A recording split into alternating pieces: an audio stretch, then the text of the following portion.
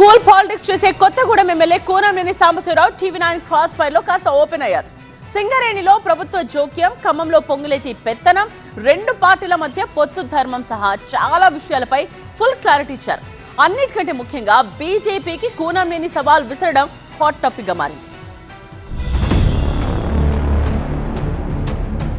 TV9 cross fire లో బీజేపీకి big సవాల్ విసిరారు కొత్తగూడెం సిపిఐ ఎమ్మెల్యే కూనంనేని సాంబశివరావు. ఖమ్మంలో బీజేపీ ఒక్క సీటు గెలిచినా రాజకీయాలకు గుడ్ బై చెబుతానన్నారు కూనంనేని. ప్రత్యేకించి ఖమ్మం వరకు నేను ఛాలెంజ్ చేస్తా. చివరికి ఖమ్మంలో ఒక్కటి గెలిస్తే నేను ఇక్కడ ఇదే స్టూడియోకి వచ్చి ఆ రోజు రజనీకాంత్ గారు మీకు ఛాలెంజ్ చేశాను, నా తప్పని ఒప్పుకుని రాజకీయాల్లోంచి మానేసి క్రియాశీల కార్యకర్తగా ఉంటా. పొంగులేటితో కూనంనేనికి పొసగట్లేదా? ఖమ్మంపై పొంగులేటి పెత్తనం మరీ ఎక్కువైందా?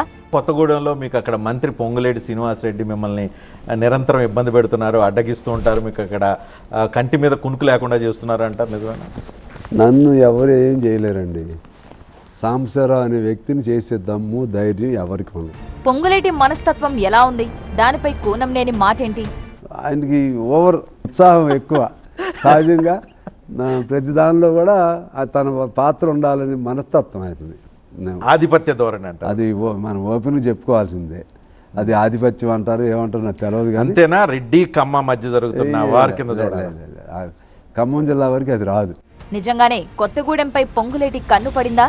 వచ్చే ఎన్నికల్లో ఆయన పోటీ అక్కడి నుంచేనా? కొత్తగూడెం సీట్ ఆయన ఆశించాడు. అవును, రెండు చోట్ల చేయలేడు కదండి. ఆశించాడు, మీకు ఇది కొట్టుకుపోయారు కాబట్టి ఆయనకి ఎప్పటికైనా కొత్తగూడెం మీద కన్ను ఉంది అనే ఒక ఆలోచన కనిపిస్తుంది. ఉండొచ్చేమో మనం వ్యక్తిగత ఆలోచన. మన నెక్స్ట్ ఎలక్షన్లో 2028 ఎలక్షన్లో ఆయన పాలేరును వదిలేసి కొత్తగూడెం వస్తారని చెప్పి వినిపిస్తుంది. అది ఆయన ఇష్టం, వాళ్ళ పార్టీ ఇష్టం. మీరు వదిలేసుకోవడానికి రెడీ ఉంటారా? అట్లా కాదుగా, ఆయన వచ్చినంత బాధ నేను వదులుతానే ఇదేముంది. కాంగ్రెస్ దయాదాక్షిణ్యాలతోనే కూనంనేని గెలిచారా? సిపిఐ సపోర్టుతోనే ఉమ్మడి ఖమ్మంలో కాంగ్రెస్ జెండా ఎగిరిందా?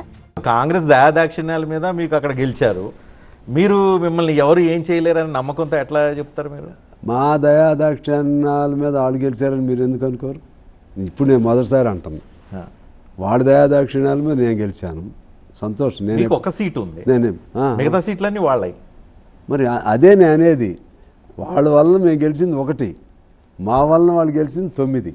మొన్న మీరు లేకపోతే ఆ 9 గెలిచేవాళ్ళు కదా? 9 రావండి. నేను లేకపోతే అసలు ఆ వాతావరణం రాదు. కమ్యూనిస్ట్ పార్టీ లేకపోతే అసలు వచ్చే సమస్య లేదు. సింగరేణిపై ప్రభుత్వం జోక్యం నిజంగానే ఎక్కువైందా? గ్రౌండ్ లెవెల్లో కూనంనేని గమనించిందేంటి? మొత్తంగా వచ్చేసరికి పొలిటికల్ ఇన్వాల్వ్మెంట్ ఎక్కువైంది. ఇప్పుడు కూడా political involvement it is open. దేంట్లో? అన్నిట్లో. నీకు వాళ్ళని నడుచుకోనియట్లేదు. నేను మన మీటింగ్లో చెప్పా, కోల్బెల్ట్ ఎమ్మెల్యేలు దానిలోనే వాళ్ళని దబాయిస్తున్నారు, అధికారులని దబాయిస్తుంటే అసలు వాళ్ళు సొంతంగా నడుపుకొని ఇస్తున్నారా? ఒకప్పుడు సింగరేణి అంటే అక్కడ కరప్షన్ లేని, మచ్చలేని ఉండేది. మిగిలిన గవర్నమెంట్ ఆఫీసులు ఏదున్నా ఇక్కడ మచ్చలేని పరిస్థితి ఉండేది. ఇవాళ ఎవడు తెలవట్లేదు. ఎప్పుడు ఎవరికి బట్టిని అనుమానిస్తున్నారు? నేను బట్టి అన్ని అట్లా వ్యక్తిగత, మీ జిల్లా మంత్రి పొంగులేటిని అనుమానిస్తున్నారు? నేను వ్యక్తిగతంగా ఎవరి పేరు చెప్పను. సీనియర్ మోస్ట్ నాయకుడు తుమ్మల నాగేశ్వరరావు అనుమానిస్తున్నారు? నేను అసలు వీళ్ళ పేర్లు చెప్పను. సిస్టమ్ మాత్రం ఇప్పుడు కూడా బాగాలేదు.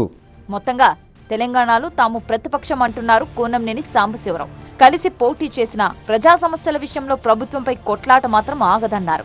అలాగే పార్టీని మరింత బలోపేతం చేస్తూ వచ్చే ఎన్నికల్లో కనీసం 5 స్థానాల్లోనైనా పోటీ చేస్తామన్నారు.